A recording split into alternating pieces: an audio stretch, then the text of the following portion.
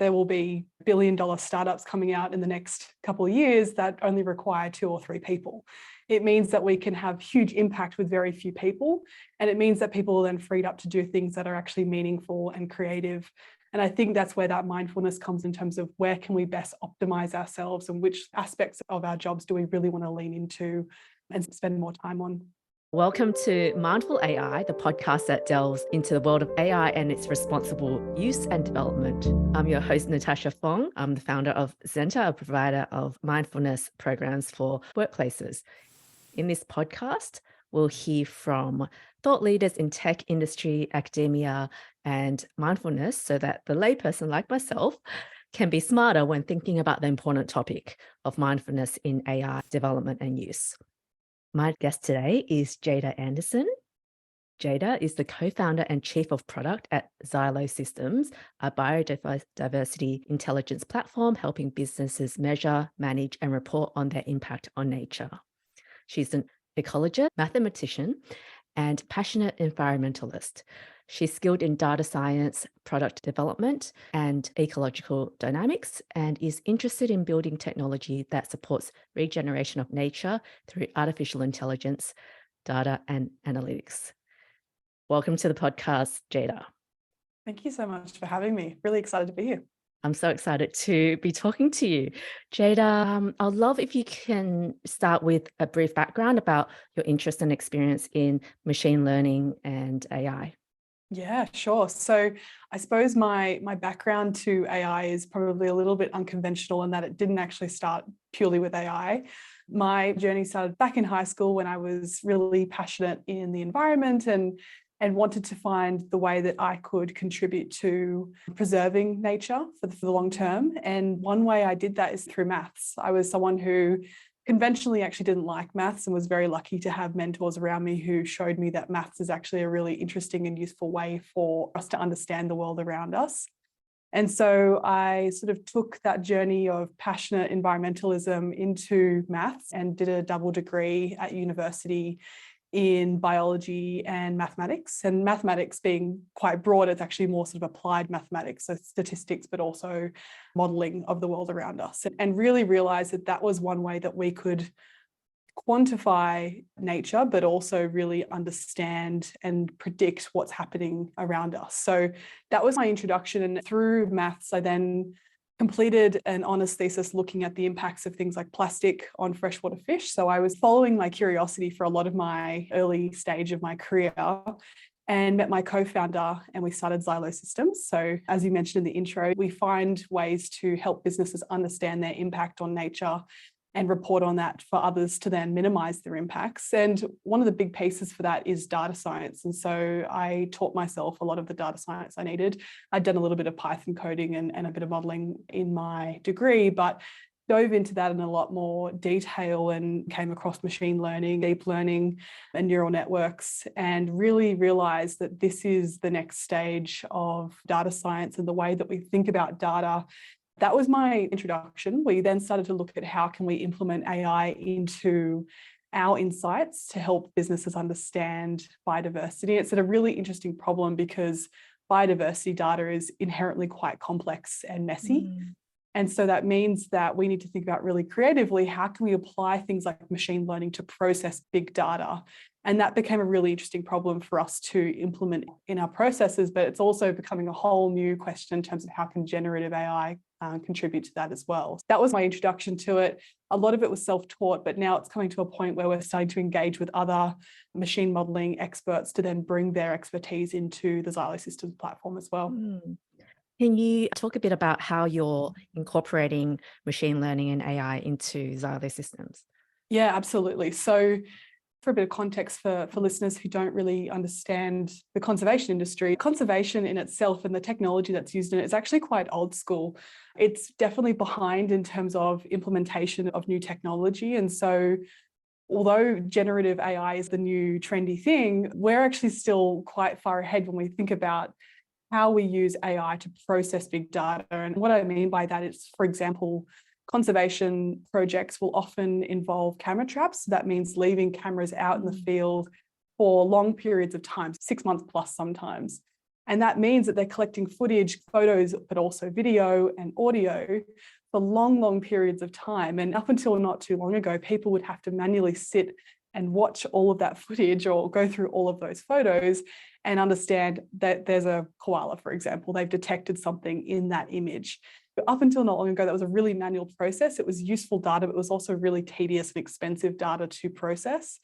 And now we can use AI models to have image detection, be able to actually identify species in those images and do that in a matter of a couple of hours instead of the months that it would take to actually manually go through that data. So machine learning has been really, really useful for processing large, complex data like that on the unstructured, but also then implementing it and looking at predictive analytics. We can look at using machine learning to quantify, for example, the risk of species trends in terms of bushfires. So for example, looking at the bushfires that we had a couple of years ago in Australia, we can use a lot of the data that we now have on species distributions to understand and predict and then model the risk to endangered species with fires in the future. So there's processing of big data, but also being able to predict insights for biodiversity in the long term based on that data as well.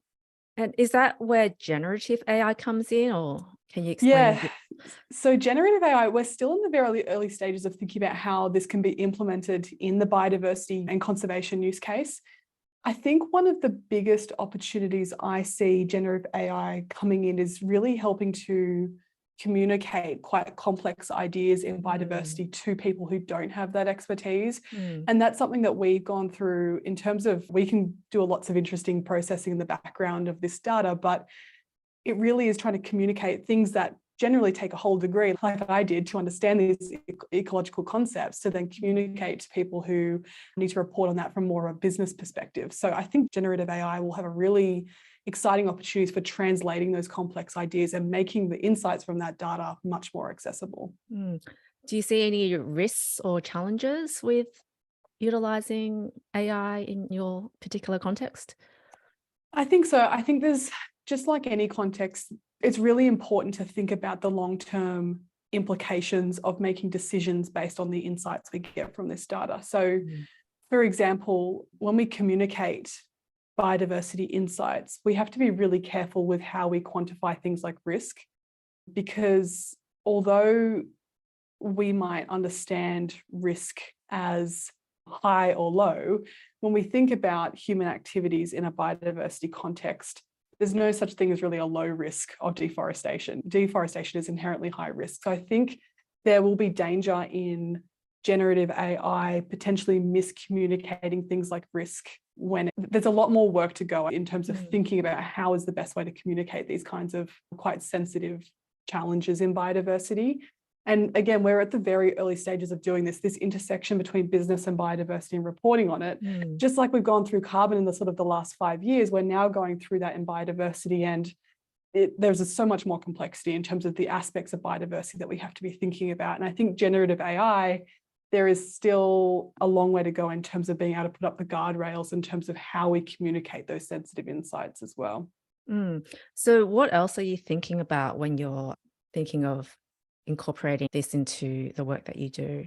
The biggest piece of this is in terms of assessing good quality data. And I think there are unique challenges to this in biodiversity, but this goes across the board in terms of thinking about the data that we're using to come up with insights. And that is a question of quality, but also a question of quantity.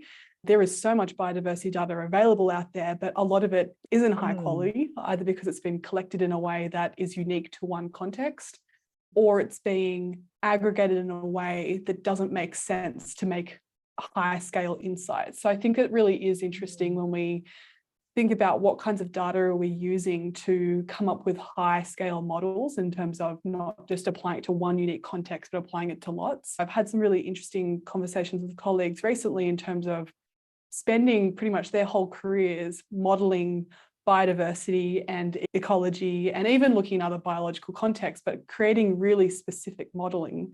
I can see generative AI in the not too distant future doing that in a matter of minutes.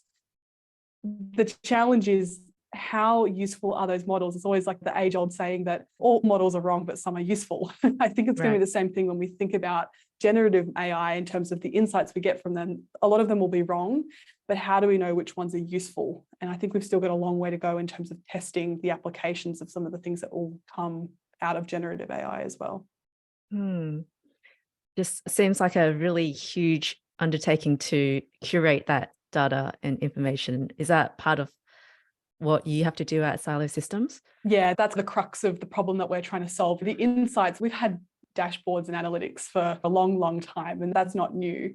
But it really is bringing together all of these different unique insights and data. So we have a lot of different interesting data sorts that we can gather from. The first ones that we've been tackling are open source. It's been fantastic. There are so many citizen scientists out there collecting information and getting aggregated in these large databases. But the next challenge will then be leveraging those insights alongside things like satellite data and drone footage and all of the other remote sensing techniques that we can bring in, because those are the messy ones to wrangle. And that's why AI and machine learning are really useful. But then bringing all of those together and making sense of them in a context that's useful to then apply to business use cases is the messy part. And again, I think that's really where generative AI can become really useful in terms of communicating those insights. Zooming out, how do you envision the future of AI and what role do you think it will play in shaping our world? It's a really tough one because I think I'm definitely by no means afraid of AI. I think there's a lot of people who are afraid of the new and how quickly it's moving. When we think about the future of AI, it's important to note that I don't think we should be fearful of the technology, and the technology is not the problem. It's humans that are the ones that generally create the problems when we use AI. So there's two different parts to it. There's the parts that I'm fearful of, which are humans optimizing for the wrong metrics in AI. I think that's a really important piece of understanding what are the insights that we're getting from AI and how can they actually be applied? Can they be useful? But also, I think the other challenge that I am really thinking about a lot at the moment is the potential for generative AI to take away our ability to think critically if we rely on it too much. I think a lot of my experience and my co-founder Camille's in terms of creating the idea for Xylo Systems was this critical thinking, reflection on our experiences in conservation and ecology.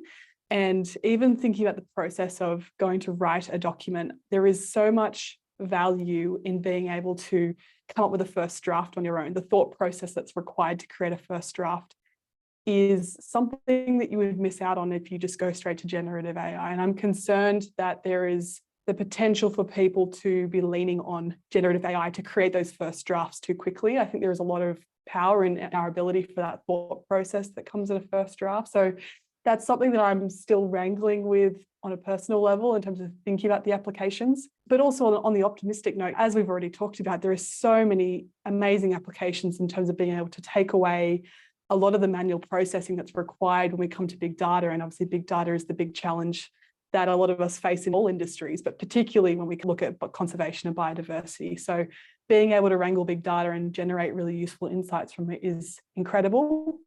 And also that generative modeling, I think, will be really, really exciting. If I can put into a generative AI tool something like, what is the likelihood of koalas going extinct in this area due to bushfires next year? If we can kind of draw on the insights from all the data that we would need to do that, that will make decision-making for conservation, and also the increase in value that we see in conservation will go up. And that's something I'm really, really excited about. Yeah, I just felt chills down my body thinking about the applications of solving the world's problems, right? As you say, with this big data, and then how it has that power to crunch that so much more easily than we can do manually.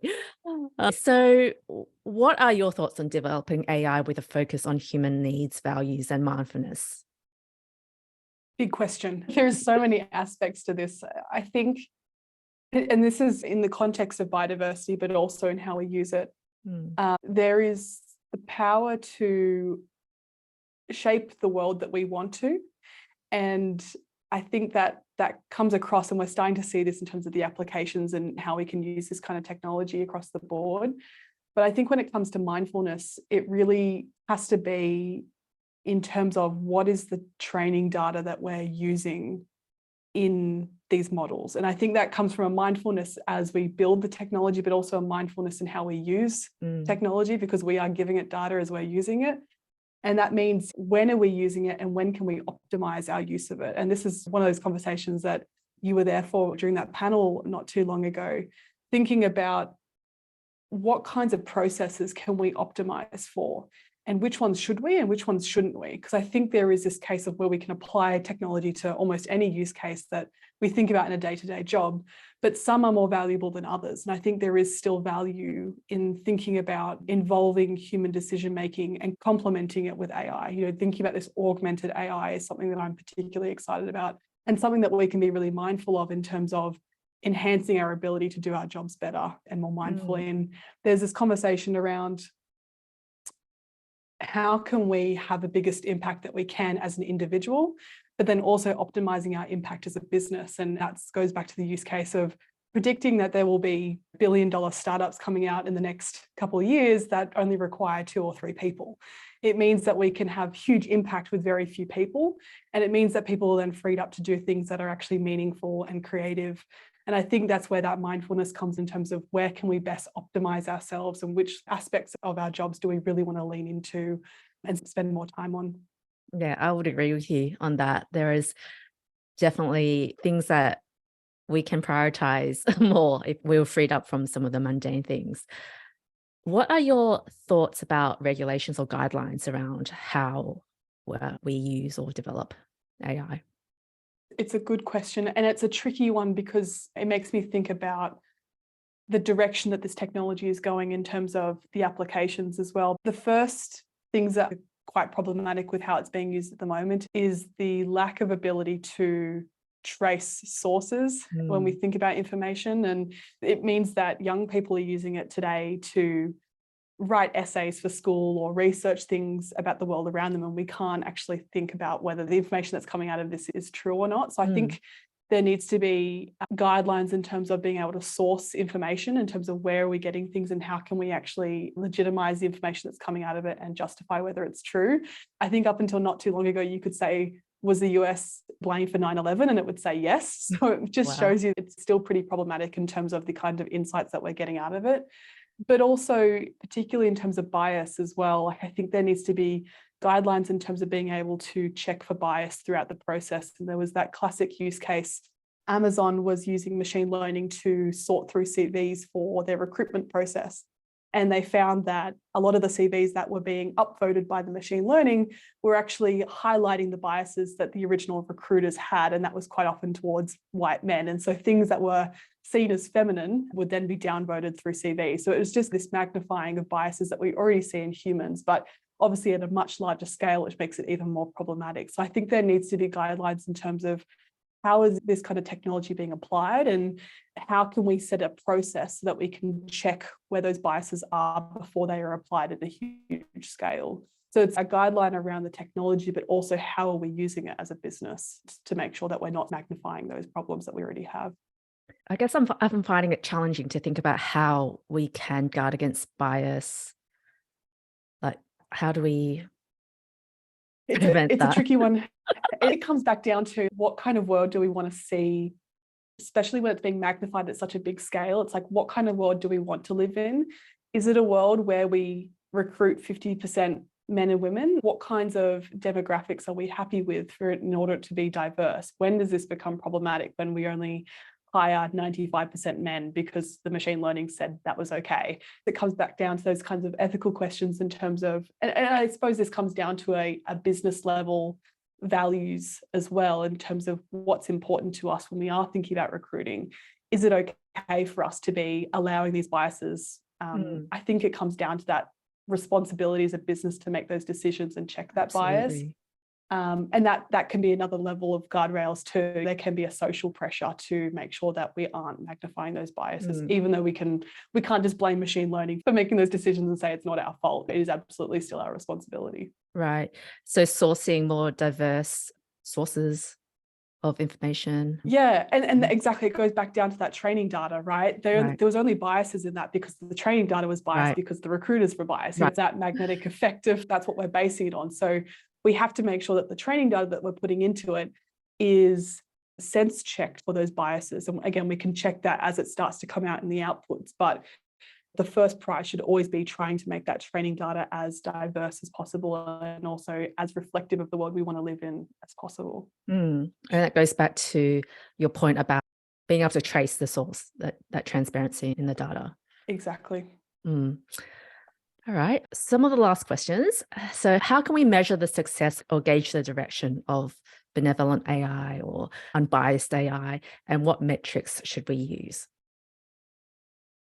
Oh, I think it's a really tricky one again, because it comes back down to that question of what kind of world do we want to live in? No, those metrics really are, it's the same kind of question that we face as a startup in terms of what are the measures of success? And when we are motivated to optimize one metric, it can actually be at the cost of another.